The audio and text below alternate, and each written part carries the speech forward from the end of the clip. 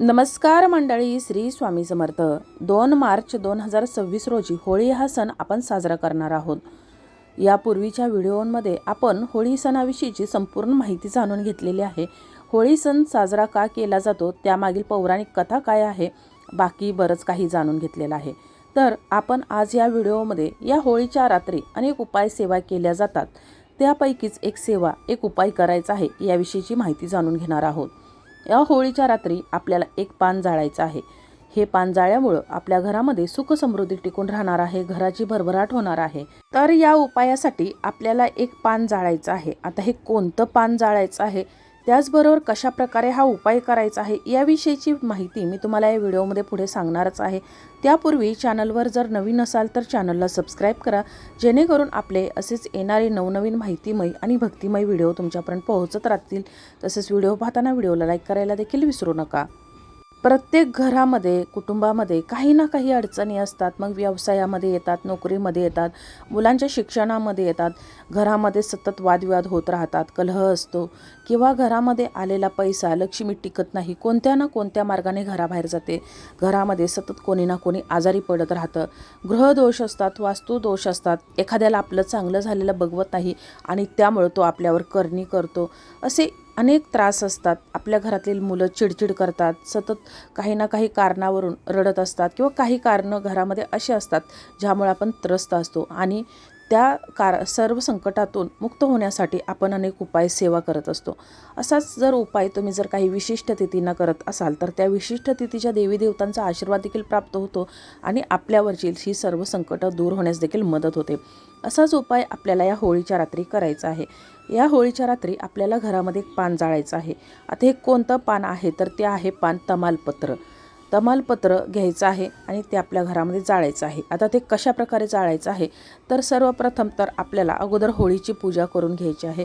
होळीची पूजा झाल्यानंतर तुळशीजवळ दिवा प्रज्वलित करायचा आहे.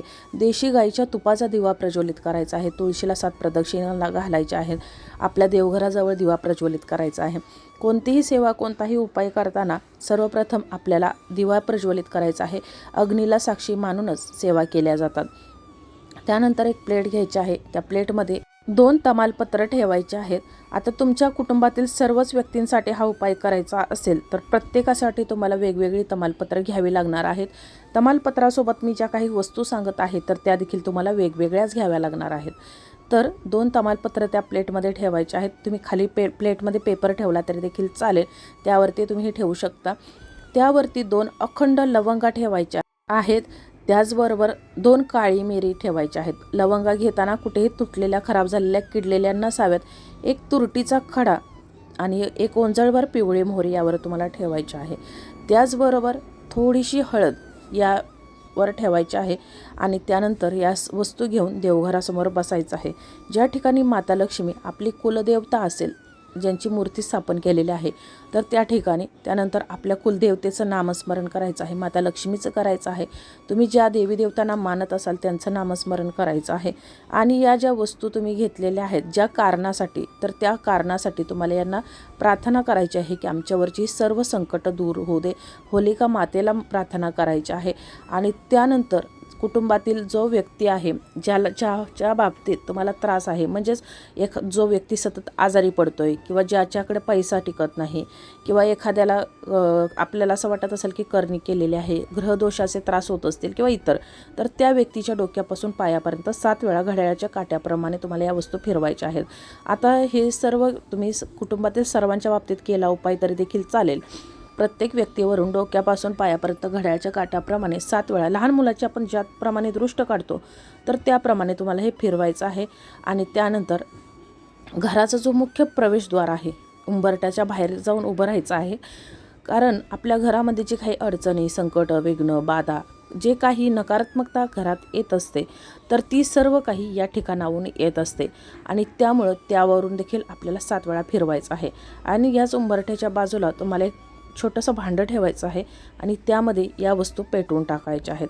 असाच उपाय तुम्हाला प्रत्येक व्यक्तीसोबत करायचा आहे. हे करत असताना ज्या वेळेला व्यक्तीवरून तुम्ही 7 वेळा फिरवत असाल तर त्या व्यक्तीच्या बाबतीतल्या समस्या दूर करण्यासाठी प्रार्थना करत तुम्हाला हे बोलून दाखवत करायचं आहे. त्यानंतर घरामध्ये यायचं आहे. उपाय करताना कोणाशी काहीही न बोलता अगदी शांतपणे, घरामध्ये कलह नसावा, वादविवाद नसावा. आणि त्यानंतर पुन्हा घरामध्ये यायचं आहे. एक प्लेट घ्यायची आहे, त्यामध्ये एक ओंजळभर पिवळी मोहरी घ्यायची आहे. 2-3 भीमसेनी कापराच्या वड्या घ्यायच्या आहेत. तुम्ही जास्त घेतल्या तरी देखील चालू शकतात. त्यावरती पुन्हा एकदा एक तमालपत्र ठेवायचं आहे आणि या वस्तू तुम्हाला घरामध्ये जाळायच्या आहेत. संपूर्ण घरामध्ये याचा तुम्हाला धूर करायचा आहे, जास्तीत जास्त धूर करायचा आहे. यामुळं आपल्या घरामध्ये जी नकारात्मकता, निगेटिव्हिटी, कोणी काय केलं असेल, दोष असतील तर ते सर्व काही दूर होणार आहेत आणि घरामध्ये सकारात्मक ऊर्जा होणार आहे. आता हा उपाय मी तुम्हाला जर सांगितलेला आहे तर तो फक्त तुम्हाला होळीच्या दिवशी करून चालणार नाही, कारण कोणतीही सेवा, कोणताही उपाय फक्त एक दिवस करून आपल्याला त्याचा फायदा होत नाही. तर तो उपाय तुम्हाला दर अमावस्येला, दर पौर्णिमेला, जर शक्य होत असेल तर दर शनिवारी करायचा आहे. घरामध्ये जास्त जर तुम्हाला त्रास जाणवत असेल तर त्या रात्री तुम्ही हा करायचा आहे. उपाय करताना शक्यतो 6:30 ते 7:30 या दरम्यानच करायचा आहे. त्या दरम्यान जर शक्य नसेल तर मग रात्री 10 वाजता जरी केला तरी चालेल, पण 6:30 ते 7:30 ही उपाय करण्यासाठी अत्यंत प्रभावी वेळ ठरते आणि त्यामुळे तुम्ही या वेळेतच हा उपाय करायचा आहे. त्यानंतर आपण जो उपाय करतो आहे तर तो आहे होळीच्या रात्री. त्यामुळं होळीच्या दुसऱ्या दिवशी ज्या वेळेला होळी पेटलेली, विझलेली असते, तर त्या होळीतली तुम्हाला एक ओंजळभर किंवा जास्त राख घेऊन यायचा आहे घरी. आणि ही जी राख आहे तर ती आपला जो घराचा उंबरठा आहे तर त्या उंबरट्याच्या बाहेरच्या बाजूला तुम्हाला दर शनिवारी, अमावस्येला, पौर्णिमेला टाकायची आहे. अगदी थोडीशी राख उंबरट्यावरती टाकली तरी चालेल, उंबरट्यावरती टाकायची आहे. त्याचबरोबर आपले जे आंघोळीचं पाणी असतं तर त्या आंघोळीच्या पाण्यामध्ये देखील यातील चिमूटभर राख तुम्हाला टाकायची आहे.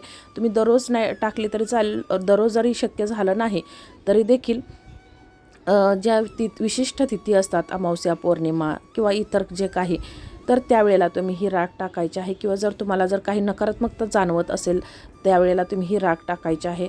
तर ही राख थोडीशी घेऊन आपल्या घराचा जो तिजोरी आहे, ज्या ठिकाणी धनधान्य ठेवता, पैसा ठेवता, तर त्या ठिकाणी थोडीशी यातील राख, 1 रुपयाचा नाणं, सुपारी घालून त्यात थोडीशी हळद मिसळायची आहे, पिवळी मोहरी मिसळायची आहे आणि अशी ही राख तुमच्या तिजोरीमध्ये, पैसा ठेवता तिथं किंवा तुमच्या देवघरामध्ये तुम्ही ठेवू शकता. किंवा घराचा जो मुख्य प्रवेशद्वार आहे, उंबरठा आहे, तर त्याच्या वरच्या बाजूला चौकटीच्या वर तुम्ही एक पोटली करून बांधायची आहे. तुमचा व्यवसाय असेल तर त्या व्यवसायाच्या ठिकाणी तुम्ही अशाच प्रकारची एक पोटली बांधू शकता. ही होळीची राख अत्यंत प्रभावी राख असते, एक अत्यंत पवित्र राख असते आणि तिचे जर उपाय काही केले तर ते तुम्हाला अत्यंत फलदायी ठरतात. ही होळीची राख तुम्ही तुमच्या कपाळीसुद्धा टिळा लावू शकता ह्या होळीच्या राखीचा. तर अतिशय साधे सोपे उपाय असतात, परंतु अत्यंत प्रभावी असतात आणि जर हे विशिष्ट तिथीनं जर केले तर त्याचं आपल्याला निश्चित फळ प्राप्त होत असतं.